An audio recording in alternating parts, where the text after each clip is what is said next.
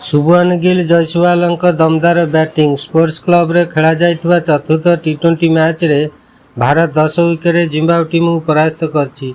Video को skip न कर लास्ट पर्यंत जोड़ी रुहंतु। एभलिया टेक्निक खेल विषय न्यूज पाइबा पई चैनल को सब्सक्राइब करी ता सहित बेल बटन को दबाई दियंतु।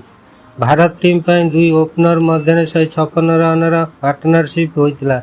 यशस्वी जयसवाल 43 रन और शुभमन गिल 58 रन बल टीम इंडिया यह मैच जितवा सह सीरीज को 3-1 रे कब्जा करिछि।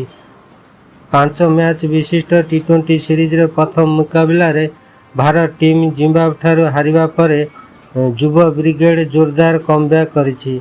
लगातार 3टी मैच को बड़ व्यवधान जितवा सह सीरीज कब्जा करिछि। शनिवार खेला जाइथिया मैच रे टॉस जीति भारत बोलिंग निष्पत्ति नैथिला।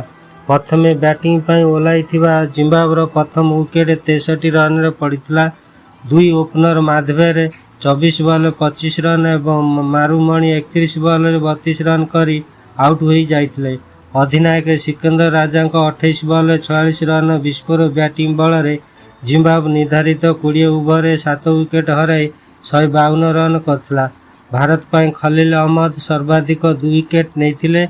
सेहीपरि तुषार देशपांडे, वाशिंगटन सुंदर, अभिषेक शर्मा एवं शिवम दुबे गोटाए लेखाए विकेट नैथिले।